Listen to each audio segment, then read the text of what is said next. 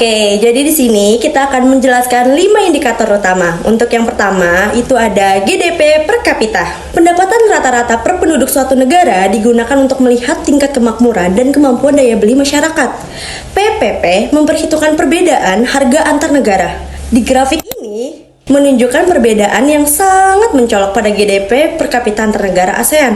Singapura berada jauh di atas negara lain dengan GDP per kapita tertinggi, yang mencerminkan kapasitas konsumsi masyarakat yang sangat kuat dan dominasi konsumsi barang serta jasa tersier. Sedangkan di Brunei Darussalam dan Malaysia berada pada kelompok pendapatan menengah atas. Sementara itu, di negara CLMV seperti Kamboja, Laos, dan Myanmar memiliki GDP per kapita terendah, sehingga pola konsumsi masyarakatnya lebih berfokus pada kebutuhan dasar, terutama di pangan. Yang kedua, menggambarkan kapasitas konsumsi masyarakat. Semakin tinggi GDP per kapita, semakin besar kemampuan masyarakat untuk membeli barang dan jasa, baik kebutuhan dasar maupun non-dasar. Pertama, ukuran pasar yang sangat besar dengan jumlah penduduk mencapai 676,6 juta jiwa pada 2003 menjadikan ASEAN sebagai salah satu kawasan dengan basis konsumen terbesar di dunia. Kondisi ini menciptakan potensi permintaan yang tinggi dan berkelanjutan. Dua, daya beli masyarakat menunjukkan tren meningkat tercermin dari total PDB ASEAN seperti 3,8 triliun US dollar dan PDB per kapita 5,6 ribu US dollar pada 2003. Meskipun demikian, kapasitas konsumsi antar negara masih timpang, terutama antara Singapura dan negara ASEAN lainnya. Ketiga, struktur demografi yang didominasi usia produktif sebesar 60,1% memperkuat kemampuan konsumsi karena mayoritas penduduk berada pada usia kerja dan berpendapatan. Keempat, pemulihan sektor jasa khususnya pariwisata dengan 101,9 juta kunjungan wisatawan pada 2023 menunjukkan tingginya konsumsi jasa di kawasan ASEAN, terutama melalui aktivitas intra-ASEAN. Yang ketiga, ada negara GDP tinggi, yaitu konsumsi barang atau jasa tersier lebih besar.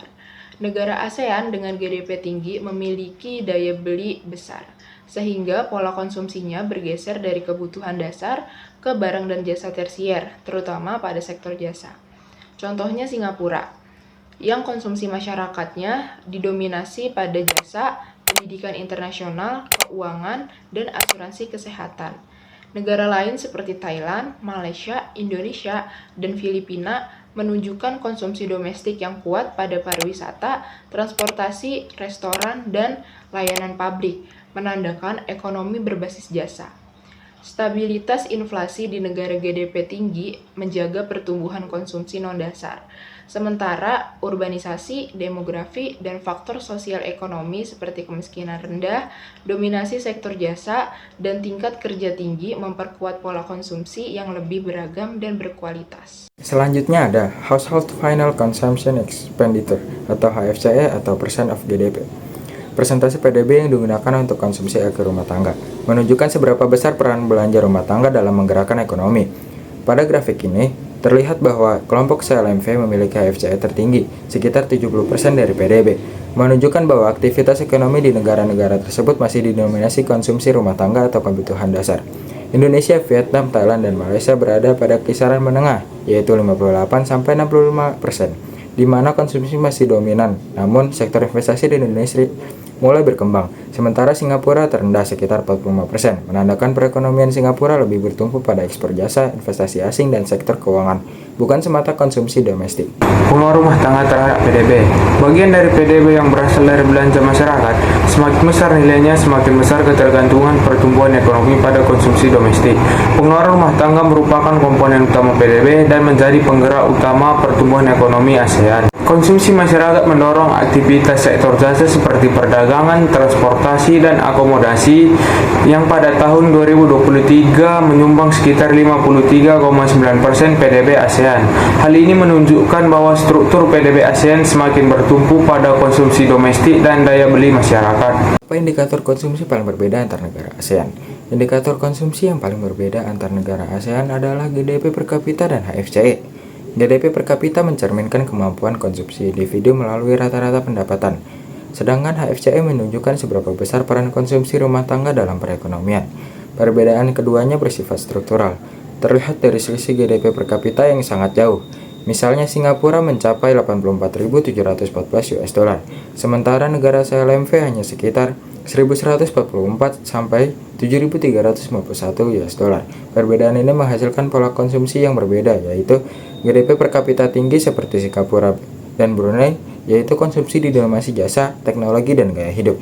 GDP per kapita menengah seperti Indonesia, Malaysia, Thailand, dan Filipina, konsumsi campuran antara pangan dan non-pangan.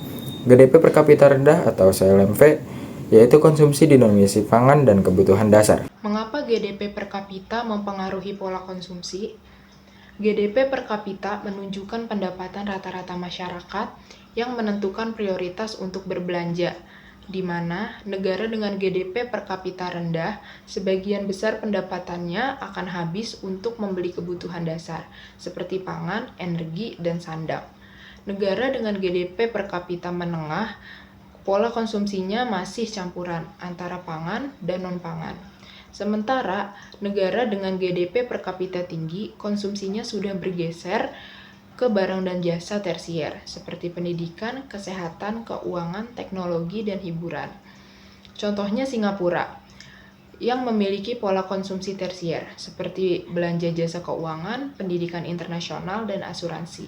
Sementara negara SLMV, belanja pangannya masih sangat mendominasi, dan dengan kata lain, semakin besar pendapatannya, maka semakin kecil proporsi berbelanja pangan. Apakah negara urban dan rural berbeda konsumsi pangannya?